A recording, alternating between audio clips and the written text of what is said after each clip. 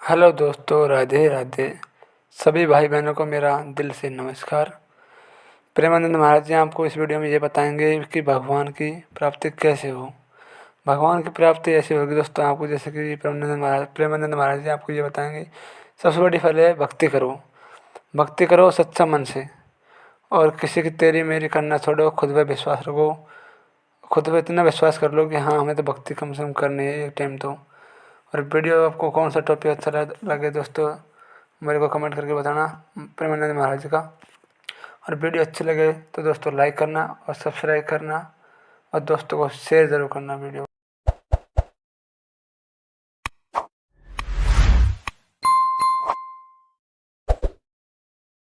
रवि प्रताप सिंह जी आगरा से। राधा राधा श्री हरिवंश। राधे राधे महाराज जी, आपके चरणों में कोटि कोटि प्रणाम। महाराज जी, आपके एक सत्संग में सुना था कि हमारी विवेक रूपी कैंची और साधन का बल कम है इन पहाड़ रूपी विकारों को जड़ से उखाड़ने के लिए, किंतु अगर प्रभु की कृपा रूपी तलवार चलेगी तो ये पहाड़ रूपी विकारों को एक बार में ही उखाड़ फेंकेगी। महाराज जी, कैसे प्रभु की ये कृपा रूपी तलवार चलेगी हमारे सभी विकार? हाँ, शरणागत हो जाओ अंदर से। पहले तो देखो तुम हार गए हो कि नहीं हार गए हो। अंदर से देखे कि हम हार गए, अब हमारा बस नहीं है कि मैं इन पर जीत सकूं सच्चाई से। और तुम्हें वास्तविक उन भोगों से दुख महसूस हो रहा हो। अभी क्या होता है, हम लोग सुन के कि पापाचरण नहीं करना चाहिए, पर लगता अंदर से बहुत अच्छा है। हमारी बात क्यों नहीं सुन रहे भगवान, उसकी बात समझो। हमने सुना कि ऐसा नहीं करना चाहिए, नहीं करना चाहिए, पर अंदर से बहुत अच्छा लग रहा है वो करने के लिए। अंदर सुखद लालसा है। फिर कहते भगवान बचा लो, तो हम ये बोला ऊपर से, और अंदर क्या है, अंदर वो बहुत।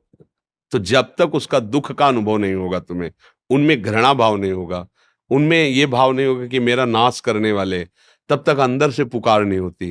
और जहां अंदर से वो जो सुखद बात थी, वहां क्लेश पैदा हो गया, अशांति। आप नहीं, बहुत हो चुका, बहुत हो चुका। हे प्रभु अब कृपा करो, मैं निकलना चाहता हूं। आप देख लो, शरणागत होकर अंदर से बल बात समझ लेना। नंबर बिना मिले हेलो नहीं होगा। नंबर तभी मिलेगा जब अन्य कोई आश्रय, अन्य कोई चाह और भरोसा नहीं, एक भरोसो, एक बल, एक आस विश्वास, फौरन बात होगी। मतलब सेकंड तब व्यतीत होगा जब उत्तर तुम्हारे सामने होगा, फाइनल तुम्हारे सामने होगा, वो भगवान है। पर हमारा क्या होता है, अंदर जैसे हम चाहते हैं कि यार हम ऐसा ना करें, गंदी बात है, भगवान के खिलाफ बात है, पर अंदर से मिठास है, सुखद वृत्ति। फिर तुम्हें कोई नहीं बचाएगा। पहले जाओ वहां ठोकरे खाओ और दुखी हो, और जब तुम्हें असलियत में दुख समझ में आ जाए, तब बताना, तब रोना, तब उसी समय फिर बात बना। बिनु रोए किन पाई प्रेम प्यारा मीत। तो हम लोगों का जो कपट भरा प्रार्थना है, वो इसीलिए नहीं सुनी जाती कि अंदर से कपट है बीच में, कि मुझे प्रिय लगता है संसार और छोड़ना चाहते हैं। तो अभी नाम जप करो, जब शुद्ध बुद्धि होगी तब आपको ये दिखाई देगा कि अरे वास्तविक ये दुखमय है। दुखालय में सुख कहाँ है? जब वास्तविक होगा तब अंदर से प्रार्थना होगी, और वो प्रार्थना अनसुनी नहीं होती, उसी प्रार्थना से भगवान का अवतार होता है। तुम्हारे हृदय में भगवान प्रकाशित हो जाएंगे। नाम जप करो, सत्संग सुनो, पवित्र भोजन पाओ, दूसरों के साथ अच्छा व्यवहार करने का भाव सोचो। फिर आपके हृदय में धीरे धीरे धीरे ये जो विकार हैं, ये चुभने लगेंगे। बुराई जब अपने को बुराई रूप में आती है ना, दिखाई देती है ना, तो उसको हम निकाल सकते हैं। लेकिन बुराई जब हमें सुखद लगने लगती है, फिर हम नहीं निकाल पाते। अगर हम सो रहे हैं तो हमें कोई जगा सकता है, पर सोने का नाटक कर रहे हैं, फिर नहीं जगा सकता, क्योंकि हम सोने का नाटक कर रहे हैं। बात हमारी समझ में आ रही? चेष्टा होने के बाद महर्षि बहुत ग्लानि होती है बाद में। अभी वो ग्लानि नहीं जिसके ग्लान के बाद फिर मन भयभीत हो जाए। ऐसे भयभीत हो जाता है कि अब अगर ऐसा हुआ तो अब जीवित रहना मुश्किल हो जाएगा। अब नहीं, वो ग्लानि उसे कहते हैं, अब नहीं हो सकता, ये हमें काट दे चाहे, पर हम अब ये नहीं कर सकते। अब उसे देखो, सदन जी महाराज ठाकुर जी के दर्शन, जगन्नाथ जी के दर्शन करने के लिए जा रहे थे। बड़े महान भगत हुए। तो रास्ते में भिक्षा के लिए किसी घर में गए। अब भजन करने वालों का एक अलग आकर्षण, खिंचाव होता है। तो जो घर में वो देखा, तो नई अवस्था और भजन का बल, तो तेज प्रकट हो रहा। तो उसने कहा बैठकर पा लीजिए, संध्या का समय था। सोचा चलो ठीक है, बैठ के पा। तो उनका आज यहाँ विश्राम कर लीजिए। सरल हृदय, ठीक, ऐसा नहीं होना चाहिए।